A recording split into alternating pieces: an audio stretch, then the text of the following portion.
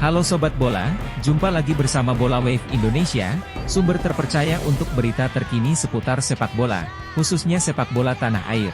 Mohon untuk tidak lupa subscribe, tonton hingga selesai, like dan komen, dan tetap terhubung dengan informasi bola yang tak kalah seru di episode-episode selanjutnya. Kita mulai dari berita pertama. Lawan Vietnam, Shin Tae-yong, timnas Indonesia tidak akan main sepak bola menyerang balik yang kuno dan terburu-buru. Pelatih Shin Tae-yong mengatakan bahwa timnas Indonesia sudah siap tempur melawan Vietnam pada laga kedua penyisihan grup D Piala Asia 2023 di Stadion Abdullah bin Khalifa, Doha, Qatar, Jumat 19 Januari. Pelatih Shin Tae-yong sudah menyiapkan formula untuk meredam tim Vietnam. Dirinya pun sudah mempelajari dengan baik kelebihan dan kelemahan tim berjuluk The Golden Stars Warriors tersebut. Kami sudah sering bertemu dengan Vietnam, tidak hanya di Piala Asia tetapi juga bertemu di kualifikasi Piala Dunia 2026. Indonesia dan Vietnam sama-sama kalah di laga perdana. Untuk itu, besok tidak ada pilihan lain selain menang, kata Shin Tae-yong. Pelatih asal Korea Selatan tersebut menyatakan ada perubahan gaya permainan besok dari timnas Indonesia. Saya pastikan laga esok akan lebih baik, kami punya pemain lain yang belum dimainkan. Saya punya gaya sendiri di sepak bola dan selalu mencoba untuk menempatkan sebaik mungkin. Kami punya waktu terbatas tetapi kami selalu berkembang dengan instruksi saya, tambahnya. Setelah melawan Vietnam, Indonesia akan menantang Jepang pada hari Rabu 24 Januari. Laga melawan Jepang merupakan laga terakhir kedua tim di babak penyisihan grup D Piala Asia 2023. Dan kami tidak akan menampilkan gaya sepak bola menyerang balik yang kuno dan terburu-buru, ujar pelatih asal Korea Selatan itu. Timnas Indonesia harus mendapatkan kemenangan atas Vietnam jika ingin membuka asa lolos ke babak knockout. Ketua Umum PSSI, Erick Thohir menjanjikan bonus besar kepada tim nasional, Timnas Indonesia yang tengah berjuang di Piala Asia 2023. Tentunya bonus itu akan cair jika Garuda mampu memenuhi dua syarat yang diberikan Erick Thohir, yakni Timnas Indonesia wajib menang atas Vietnam dan Jepang. Tentunya jika skenario itu terwujud, Timnas Indonesia tak hanya akan mendapatkan bonus, tetapi juga tiket ke-16 besar Piala Asia 2023. Maunya menang, lawan Vietnam. Kan tadi bilang poinnya kita harus cari 4 poin, kata Erick. Tapi jika timnas Indonesia berhasil menyapu bersih 2 laga sisa itu dengan kemenangan, Erick mengatakan itu akan menjadi sebuah bonus dari segi hasil. Bahkan dia mengisyaratkan skuad Garuda bakal mendapat bonus besar andai benar-benar mampu tumbangkan Vietnam sekaligus Jepang. Kalau sama Vietnam menang, sama Jepang menang, wah luar biasa dong itu. Alhamdulillah, tuturnya. Itu bonus gede. Jangan dibalik. Belum ada prestasi, bicara bonus terus.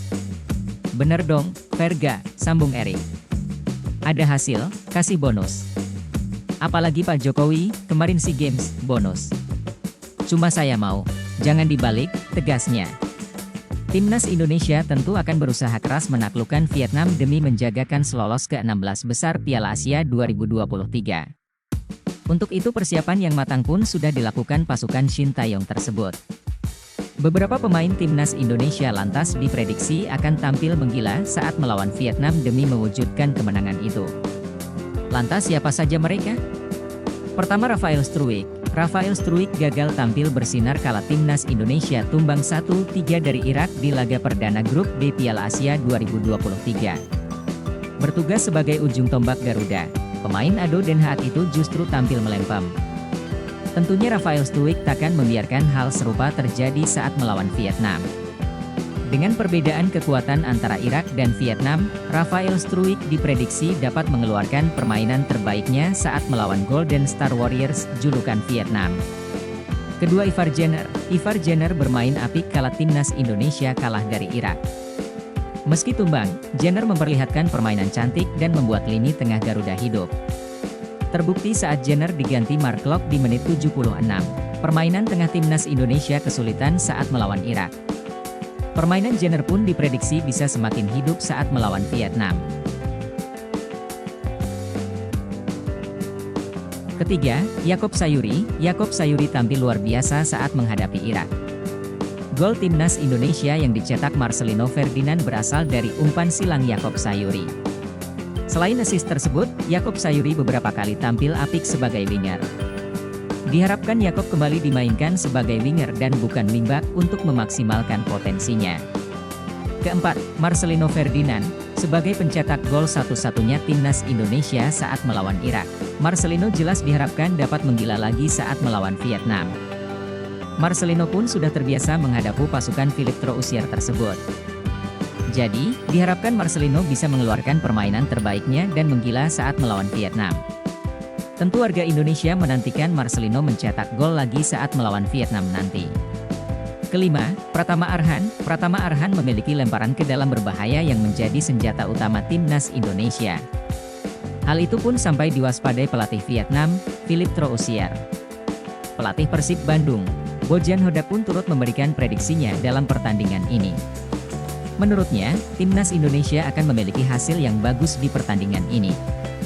Saya rasa Indonesia bisa mendapatkan hasil bagus, kata Bojan Hodak di Stadion Sidolik, Kota Bandung, Kamis, 18 Januari 2024. Bojan mengakui Vietnam telah bermain bagus dari Jepang. Meski pada pertandingan itu Vietnam kalah dari Jepang dengan skor akhir 4-2.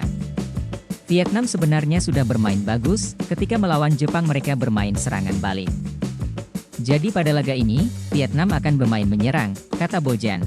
Namun dalam permainan menyerang Vietnam ini justru jadi kesempatan Indonesia dengan pemain cepat yang dimiliki oleh tim asuhan Shin Tae-yong ini. Apalagi timnas Indonesia memiliki pemain cepat seperti Yaakob Sayuri dan Marcelino Ferdinand.